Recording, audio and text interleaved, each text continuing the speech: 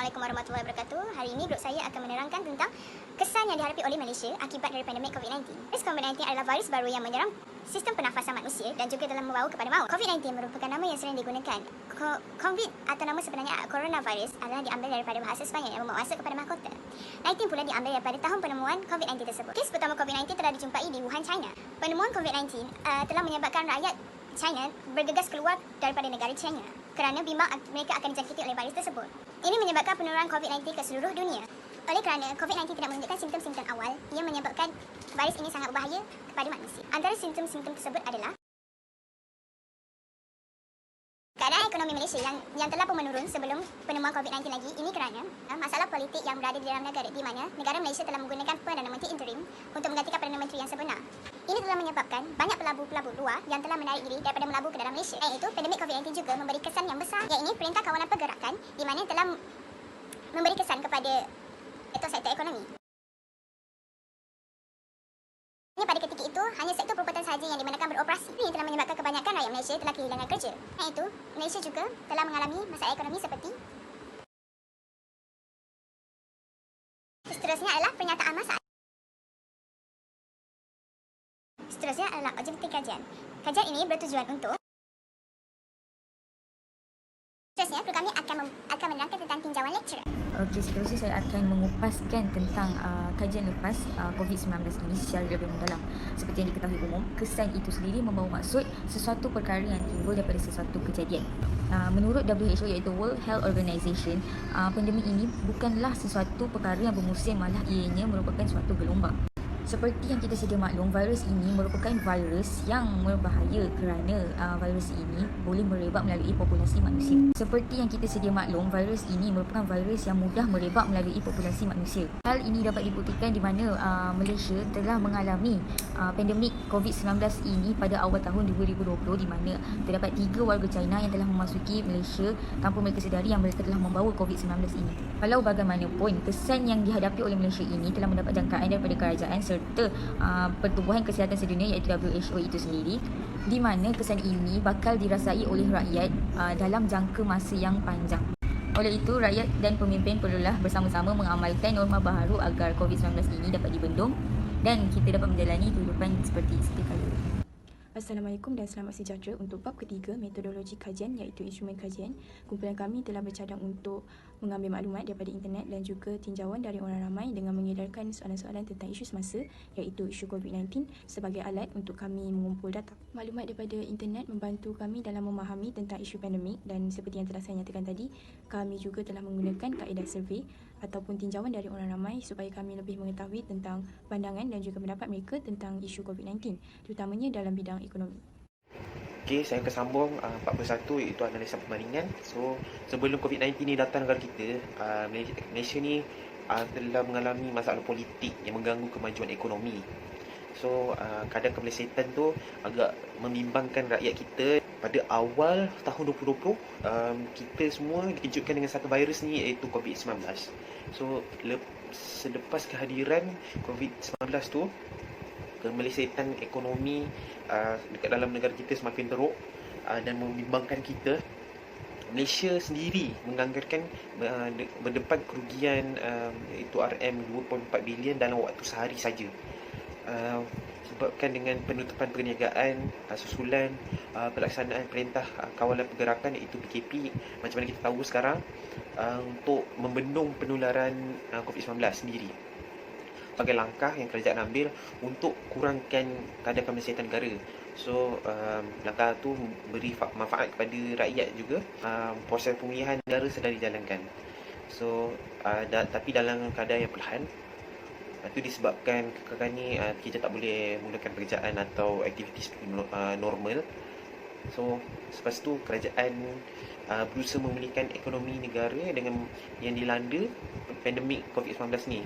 Termasuk pendekatan agresif yang menarik pelaburan langsung asing FDI ke negara kita, seperti yang dikatakan Perdana Menteri Tan Sri Muhyiddin Yassin kita. So, sambung kepada Aisyah. Ini adalah hasil pengumpulan data-data daripada tinjauan orang ramai ataupun survey tentang isu COVID-19. Hasil daripada pengumpulan data-data tersebut, terdapat 122 orang responden telah memberi pandangan mereka terhadap isu ini. Soalan pertama, adakah COVID-19 memberi impak yang besar kepada ekonomi negara? Seramai 119 orang mengatakan ya dan seramai 3 orang mengatakan tidak kepada soalan ini. Jadi, majoriti telah bersetuju bahawa COVID-19 memberi kesan kepada ekonomi negara. Soalan kedua, adakah patut untuk kerajaan menurunkan harga minyak disebabkan oleh COVID-19? Walaupun boleh menyebabkan kejatuhan ekonomi negara, 94 orang telah bersetuju dan 28 orang lagi tidak bersetuju untuk kerajaan menurunkan harga minyak. Soalan ketiga, apakah sektor ekonomi yang paling terjejas sepanjang COVID-19? 74 orang responden telah memilih sektor pelancongan sebagai sektor ekonomi yang paling terjejas. Seterusnya diikuti dengan sektor perniagaan seramai 44 orang, sektor pengangkutan 2 orang dan akhir sekali sektor pertanian dengan 1 responden. Soalan keempat, adakah anda bekerja sepanjang tempoh PKPP? Seperti yang telah anda lihat, majoriti daripada responden tidak bekerja, iaitu seramai 94 orang. Walaupun begitu, terdapat 28 orang lagi yang bekerja sepanjang tempoh PKPP. Soalan terakhir ini kami ajukan kepada responden yang bekerja sahaja sepanjang tempoh PKPP. Jika ya, nyatakan jenis pekerjaan yang anda jalankan. Raja di atas menunjukkan pekerjaan yang telah responden jalankan sepanjang tempoh PKPP ini. Selain daripada pekerjaan di atas, ini adalah antara pekerjaan lain yang responden telah nyatakan. Bekerja secara atas talian, rider Foodpanda, ejen dropship dan juga pelayan restoran. Kesan dan solusi daripada tajuk kumpulan saya.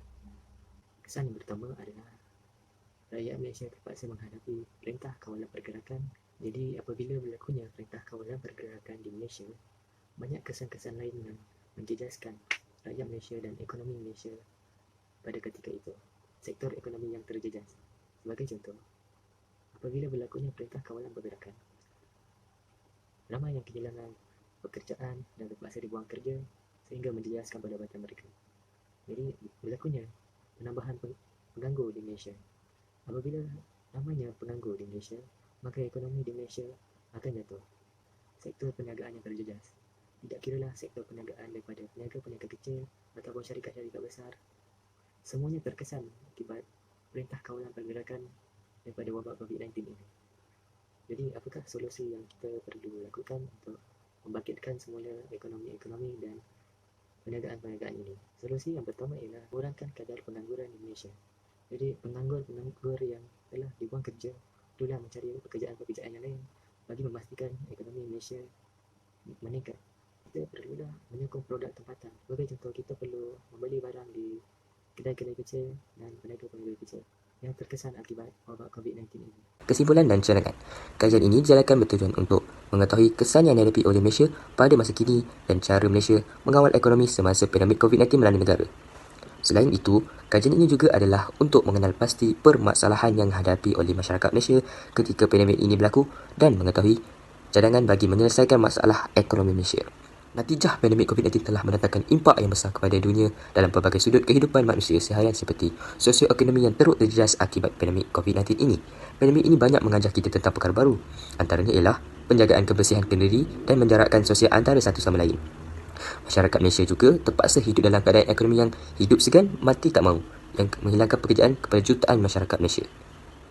Wabak menjadi rahmat bagi orang yang sabar. Rasulullah SAW menyebut wabak sebagai jenis azab bagi umat terdahulu, seperti contoh Bani Israel, dan kini menjadi rahmat bagi orang yang beriman kerana kesabaran dan pengertian atas ketentuan Allah serta menahan diri di daerah masing-masing.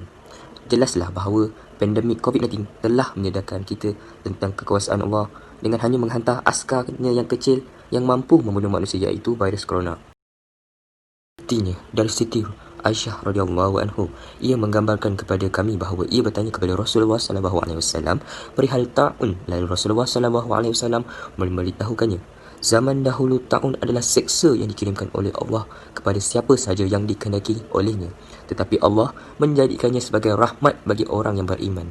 Tiada seorang hamba yang sedang tertimpa ta'un kemudian menahan dirinya di negerinya dengan bersabar serta menyedari bahawa ta'un tidak akan mengenainya selain kerana telah menjadi ketentuan Allah untuknya.